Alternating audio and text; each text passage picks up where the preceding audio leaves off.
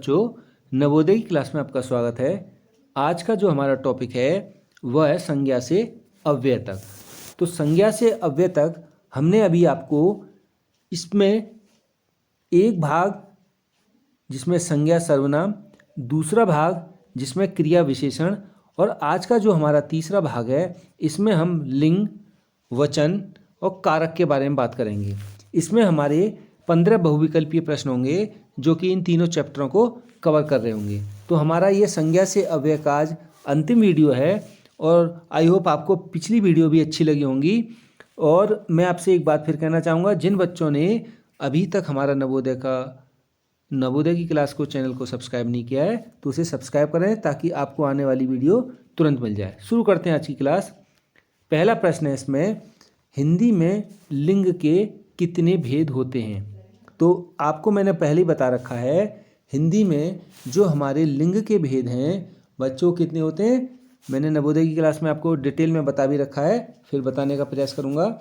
लिंग के हमारे 2 भेद होते हैं, तो ऑप्शन ए इसका सही हो जाएगा, जो कि हमारे कौन कौन से होते हैं, पुल्लिंग और स्त्रीलिंग। याद रखना बच्चों, हिंदी में। वहीं संस्कृत में हमारे 3 भेद होते हैं। कौन कौन से? एक तो पुल्लिंग, स्त्रीलिंग और एक उसमें होता है नपुंसकलिंग। ठीक है, मगर जब हिंदी शब्द आएगा तो आपको क्या करना है, 2 टिक करना है। ठीक है, आगे बढ़ते हैं प्रश्न संख्या 2 की ओर। कवि का स्त्रीलिंग है। देखिए बहुत अच्छा प्रश्न है, ये कई बार कॉम्पिटिटिव एग्जाम में भी पूछा गया है और आपके नवोदय में भी पूछा गया प्रश्न है और अन्य प्रतियोगी परीक्षाओं में भी ऐसे प्रश्न पूछे गए हैं। तो आपको इसका उत्तर बताना है कि कवि का स्त्रीलिंग क्या होगा। ठीक है, ये पुल्लिंग है हमारा कवि, तो इसका स्त्रीलिंग क्या होगा बच्चों? कवियत्री, ये गलत उत्तर है। कवित्री, ये भी गलत उत्तर है। कवियत्री, तो ये उत्तर आपका बिल्कुल सही होगा और ये उत्तर भी आपका गलत होगा। तो ध्यान रखना है, इसमें जो कवि व पर जो मात्रा लग रही है वो मात्रा क्या होगी, यहाँ पर ना करके या पर मात्रा लग रही है, इसका आपको ध्यान रखना है बस। ठीक है, बाकी कवित्री सब में त्री में देखो आप सब में वही मात्रा होगी, तो इसका उत्तर जो हो जाएगा बी हो जाएगा, कवियत्री। ठीक है, ये ध्यान रखना है। अगला प्रश्न है हमारा प्रश्न संख्या 3, निम्न में से कौन सा शब्द पुल्लिंग नहीं है? अब देखो ध्यान से, अभी कई बच्चे क्या करते हैं, देखिए मैं आपको बताता हूँ, जो बच्चे गलतियाँ करते हैं उनका भी मैं आपको यहाँ पर विश्लेषण करता हुआ चलूँगा ताकि आप पेपर में ऐसी गलती ना करें। कई बच्चे क्या करते हैं, निम्न में से कौन सा शब्द पुल्लिंग है, अब इसको नहीं को कई बच्चे क्या करते हैं, इग्नोर कर देते हैं, पढ़ते नहीं हैं।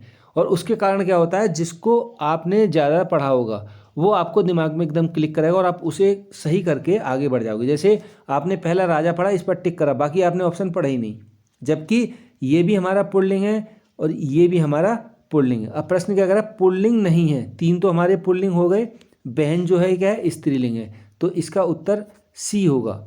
और कई बच्चे क्या करते हैं, निम्न में से कौन सा शब्द पुल्लिंग नहीं है, इसमें नहीं को वो नहीं पढ़ते और इस पर जो आपको एक नज़र जैसे ही आपको पड़ी, लेखक इस पर टिक करके आगे बढ़ गए। तो ऐसा नहीं करना है बच्चों, प्रश्न को आपको बहुत बारीकी से और गंभीरता के साथ पढ़ना है। ठीक है, क्योंकि एक एक नंबर हमारे लिए बहुत ही महत्वपूर्ण है। तो आगे बढ़ते हैं प्रश्न संख्या 4 की ओर। नदी का लिंग क्या होगा? देखो नदी का लिंग क्या होगा, या तो पुल्लिंग होगा या स्त्रीलिंग होगा। तो कई बच्चे समझ भी गए होंगे। देखो नदी क्या है, हमारी जितनी भी नदियों के नाम हैं वो सब किसके अंतर्गत आते हैं, स्त्रीलिंग के। ठीक है, तो इसका उत्तर जो होगा वो हमारा स्त्रीलिंग होगा। जितनी भी हमारी नदी हैं या झील हैं ये सब किसके अंतर्गत आती हैं, वो सब हमारी स्त्रीलिंग के अंतर्गत आती हैं। तो इसका उत्तर क्या हो जाएगा, स्त्रीलिंग हो जाएगा। क्लियर है? आगे प्रश्न संख्या 5 की ओर बढ़ते हैं। देखो बहुत अच्छा प्रश्न है, चूहा का स्त्रीलिंग क्या होगा? देखो चूहा का चूहा भी उसमें उत्तर दे रखा है। ठीक है, जो कि ये गलत होगा। चूही भी नहीं होगा, चूहियाएँ भी नहीं होगा, चूहिया होगा। ठीक है, चूहा का चूहिया, तो ये ध्यान रखना, ये इसका सही विकल्प होगा, चूहियाएँ नहीं होगा। ये बहुवचन हो गया, बहुत सारी चूहियाएँ होगी ना, तो चूहिया इसका बिल्कुल सही होगा स्त्रीलिंग में, ऑप्शन बी। कई बच्चे इसको भी टिक कर सकते हैं, तो ये गलत हो जाएगा। ठीक है, याद रखना है चूहिया। अगला है हमारा प्रश्न संख्या 6, एक या एक से अधिक संख्या का बोध कराने वाले शब्द को कहते हैं। अब देखिए, जो हमें एक या एक से अधिक संख्या का बोध कराए तो उसको हम क्या कहेंगे? लिंग कहेंगे, प्रत्यय कहेंगे, वचन कहेंगे या कारक कहेंगे। तो आप जानते हैं हमें एक या एक से अधिक संख्या का जो बोध कराएगा वह हमारा क्या कहलाएगा? वचन कहलाएगा। तो वचन इसका बिल्कुल सही उत्तर होगा। और जो कि वचन जो है किसको डिनोट करता है? संख्या को। वचन का मतलब होता है संख्या। ठीक है, आगे बढ़ते हैं। और वचन के हमारे भेद कितने होते हैं? 2 होते हैं, एक वचन और बहुवचन। ठीक है, ध्यान रखना है। अब देखो आ भी गया अगला प्रश्न कि वचन के कितने भेद होते हैं। बहुत अच्छा प्रश्न है भी। तो प्रश्न चयनित करके ला रखे हम बढ़िया बढ़िया प्रश्न, ताकि आपके जो नवोदय में पेपर में पूछे जाएं या किसी भी कंपटीशन में पूछे जाएं तो आपको वहाँ इनके उत्तर मिल सकें। तो वचन के कितने भेद होते हैं बच्चों? वचन के हमारे 2 भेद होते हैं, एक वचन और बहुवचन। ध्यान रखना है आपको, 2 वचन होते हैं, एक वचन और बहुवचन। आगे बढ़ते हैं। बच्चा शब्द का वचन होगा। अब देखिए बच्चा जो है हमारा ये एक वचन है, बहुवचन है, द्विवचन है या इनमें से कोई नहीं। तो आप जानते हैं बच्चा, देखो जब प्रश्न आपको जिस तरीके से पूछे आपको सोचना उसी हिसाब से। देखो बच्चा शब्द का वचन पूछ रहा है तो वचन कितने होते हैं? एक वचन या बहुवचन। तो बच्चा का बहुवचन क्या होगा? बच्चे। ठीक है, तो बच्चा का बहुवचन हो गया बच्चे। तो ये क्या हो जाएगा फिर? एक वचन, क्योंकि बच्चे बहुत सारे हो गए तो बहुवचन तो होगा नहीं, तो एक वचन इसका उत्तर होगा। ठीक है, और द्विवचन हमारा संस्कृत में होता है, हिंदी में द्विवचन नहीं होता, क्योंकि या तो एक वचन होगा या बहुवचन होगा। तो बच्चा का बच्चे होगा, बच्चे बहुवचन है, और एक ये बच्चा बच्चा, तो बच्चा हमारा हो जाएगा एक वचन। इस तरीके से आप सोच करके उत्तर लगाओगे तो आपका उत्तर गलत होने का बिल्कुल चांस नहीं रहेगा। ठीक है, इसका प्रश्न संख्या 8 का उत्तर हो जाएगा ए, यानी कि एक वचन। ठीक है, अगला प्रश्न बढ़ते हैं बच्चों। प्रश्न संख्या 9। प्रश्न संख्या 9 क्या कहती है देखते हैं अब। प्रश्न संख्या 9 कह रहा है कि निम्नलिखित शब्दों में बहुवचन शब्द नहीं है। अब देखिए बहुवचन शब्द नहीं है, यानी कि पूछ क्या रहा हमसे? बहुवचन शब्द नहीं है, एक वचन पूछ रहा है। ठीक है, बहुवचन शब्द नहीं है। कौन सा शब्द है जो बहुवचन नहीं है? वह एक वचन है। तो कौन सा? पैसे। देखो पैसे हमारा बहुवचन है, गाय बहुवचन है, पुस्तकें बहुवचन है। देखिए जिस पे ये और अंकी बिंदी ऐसे आ जाएगी तो वो बहुवचन हो जाएगा। ठीक है, तो इसमें छाता जो है, छाता का क्या हो जाएगा? छाते। ठीक है, मेरे पास एक छाता है, उनके पास बहुत सारे छाते हैं। ठीक है, तो छाता का छाते, तो ये क्या है? बहुवचन शब्द नहीं है। तो ये बहुवचन शब्द हमारा नहीं है, ये एक वचन। तो ऑप्शन बी इसका बिल्कुल सही उत्तर हो जाएगा बच्चों। अगला है प्रश्न संख्या 10। चाय शब्द में वचन है। तो चाय शब्द देखिए आपने चाय शब्द जो है पी भी होगी चाय, और आप जानते भी होंगे कि चाय जो है हमारी कैसा है। देखो बच्चों मैं आपको यहाँ एक ट्रिक बताता हूँ, उस ट्रिक को आपको ध्यान रखना है। मैंने नवोदय की क्लास में भी आपको एक ट्रिक बताई थी, अगर आपको याद हो। जितने भी हमारे लिक्विड मतलब द्रव वाली संज्ञाएं हैं वे सब हमारी क्या हैं? एक वचन है। ध्यान रखना है, एक वचन। चाहे वह आपका पानी हो, चाय हो, दूध हो, ठीक है, या फिर आपका तेल हो, घी हो, दही हो, जितने भी लिक्विड फॉर्म में होंगे, द्रव अवस्था में होंगे, वो सब हमारे एक वचन होंगे। तो इसका ऑप्शन क्या हो जाएगा? ऑप्शन ए, यानी कि चाय क्या है? एक वचन है। ठीक है, तो ध्यान रहना, इसका उत्तर आ जाएगा एक वचन। अगला है प्रश्न संख्या 11। कारक के कितने भेद होते हैं? बहुत अच्छा प्रश्न है भी। कारक आपको मैंने पढ़ा भी रखा है और आप जानते भी होंगे कारक के कितने भेद होते हैं। मैंने आपको बताया भी था, 8 भेद होते हैं। ठीक है, तो कई बच्चों को याद भी होंगे और जिनको याद नहीं है उनकी विभक्ति के साथ आप याद कर लें, क्योंकि उनके चिन्ह भी पेपर में पूछे जाते हैं। तो आपको ये याद होने चाहिए कि कौन कौन से हमारे कारक होते हैं।